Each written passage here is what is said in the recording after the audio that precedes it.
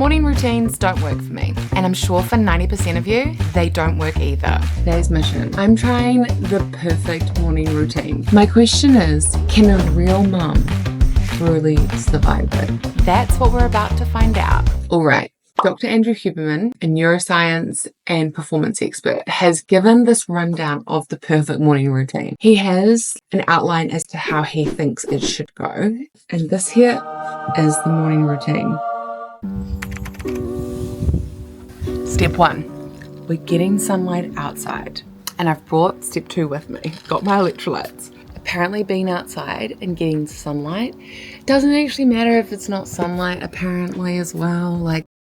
Okay. Apparently it's all still supposed to do the same kind of job by being outside, by getting your circadian rhythm in place, which will help you kind of regulate your sleep later as well, which is a bonus. I'm all about that. I could definitely use help with my sleep. It's also supposed to help boost your mood, dopamine levels, serotonin, a lot of good things. But right now all I feel is cold.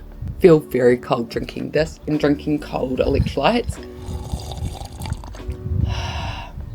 Isn't this crazy? This is what summer in New Zealand looks like this year. It is just miserable right now. So cold. Let's also chat step 2, electrolytes and supplements and hydration. Dr. Huberman recommends drinking it first thing to prevent dehydration and brain fog. I mean, again, that makes a lot of sense to me. In the morning, I definitely feel very sluggish, that's for sure. He also likes to take L-tyrosine first thing because it helps support dopamine production. Apparently you only have to be out here for 5 minutes, so. Okay, I think we've done the 5 minutes. We've done the 5 minutes. Let's move on to the next step. Step 3.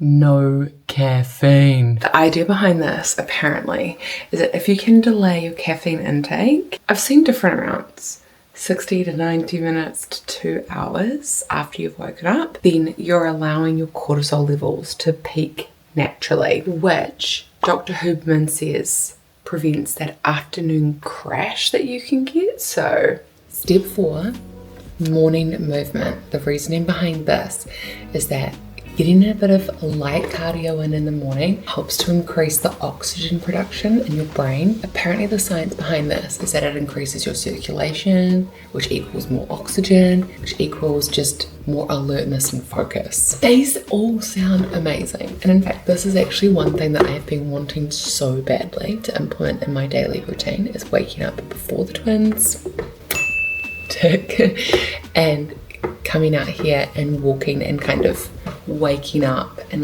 brain dumping. Weirdly, I feel like the step that I really didn't want to do the most, which was go outside, I actually feel like that made me feel so good.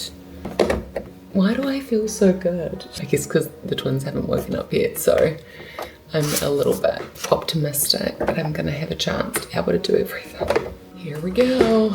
So I tried to go ahead and start on step 5, which is strength training. The reason why Huberman recommends doing this now is because you're basically warmed up from whatever morning movement you did. There's just one problem: the kids. As soon as they are awake, I can't concentrate on the thing that I'm doing anymore. Now I'm split, I'm half working out, I'm half watching them. Somehow I managed to power through and finish this step. But by the end of it, I was starving. Thankfully, I could have my first bite to eat of the day. Where are you gone? Okay, while I was here helping the kids, I was already supposed to be having my protein for the day. Still, there wasn't much I could do. And this is honestly one of the reasons why this morning routine can be so difficult for most people. It's taken me longer and longer to do anything. It's really hard to stick to the schedule when I keep thinking about all the other things I'd like to do, like tidying the house, getting that sorted, but we're close, we're getting closer. But now that the kids were settled, I could finally get started on my breakfast. Just dropped my yogurt everywhere. One of the reasons Dr. Huberman emphasizes protein at the start of the day is that it stabilizes blood sugar, keeps you feeling fuller for longer, and gives your body amino acids it needs for energy and focus, which is especially important for busy mornings. And sure, it can be helpful for mornings like this where I'm always moving about and helping the kids. But the amount of prep it took to get to this point just feels like a waste of time and energy. Eventually, I was able to get both mine and the kids' breakfasts ready. I've eaten my breakfast. The twins are still eating their breakfast. This is the time when I would while they're entertained, I would spend it tidying, getting their lunches prepped, all that kind of stuff. But I'm still going with my morning routine, so. Now, step 7 of the routine is going to be the ice bath. And of course, the kids were instantly intrigued by all the ice I had hanging around by the bathtub. This step is a deal breaker for most people because nobody likes taking cold showers. And this is basically that, but amplified by 100. The reason why Huberman does an ice bath is to, again, help with your metabolism, endurance, and I think dopamine. This is a bit of an understatement because there are tons of reasons why people take ice baths, dating back to hundreds of years ago. But mainly it's done to aid with blood flow, muscle soreness, and inflammation, especially after all the exercise we did. All I can say is that this was hard to do. And I don't see myself taking an ice bath every day, especially when it took me 2 bags of ice to not even really fill up the tub at all. Should I sit in the bath? No. It's so cold. It's so icy cold.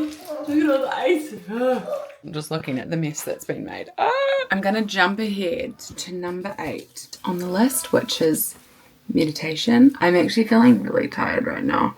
I felt so awake when I was on the treadmill walking. That was it when I felt the absolute best. I felt so refreshed, but right now I just feel... And if anyone's wondering where my husband is, by the way, I'm filming this on the weekend. He's having a sleep in while he's sleeping, which is good because he and I both don't get enough sleep. That's definitely a problem that we need to address this year. Breathe in deeply again, opening your eyes as you inhale. And when you exhale, let your eyelids become heavy and gently come together. Finally, I'm at the home stretch. And for the next step, it was time to do some deep thinking, which really isn't that much of a problem for me. Deep thinking? You have ADHD? All you do is deep think. Another telltale sign I have ADHD is all of my planners. I've got a lot of planners. I love a planner. Let's try to do some deep thinking. At this point, I haven't had a single drop of coffee. And some people find it weird that Huberman makes you do your work before you get your coffee, but honestly, I kind of get why. Caffeine is supposed to act like a stimulant, which can make your mind race and jump from topic to topic. Because of that, it can be hard to analyze and really think while you're in the middle of deep thinking. Honestly, now I have my list, I kind of feel a little bit overwhelmed because there's so much I need to do. And I'm also thinking about just the state of the house. Like, the house is such a mess as a result of me doing this. Finally, the last step, which is my caffeine. Now, I mentioned earlier that coffee is a stimulant, which makes it great when you're about to finish your morning routine and get working. While I was making my coffee, I was really thinking about whether I would recommend this morning routine to anyone else. And the answer is probably not. Don't get me wrong, there are some great things about this morning routine. Waking up early, taking some sun while drinking my electrolytes really did help me feel energized. But as the morning carried on, I slowly felt more and more tired. And once I had to deal with the kids and the dreaded ice bath, it all felt like a bit too much to handle. I couldn't keep track of everything all at once. I think that's why I really enjoyed the deep thinking step. Not just because I have ADHD, but because I was able to take the chaos of the morning and put it all down on paper. So, should you do this morning routine? No, maybe not. But I definitely recommend that you test out some of the steps and see how they fit in your own routine. That's all 10 steps in the scientifically perfect morning routine. I won't do all of them going forward. I liked some, but I'm gonna leave others. I personally know who had the best morning routine. This guy. Good morning. Coffee and a sleep in. Perfect. Scientifically perfect. Feeling refreshed. We're gonna go wrangle some toddlers. Bye.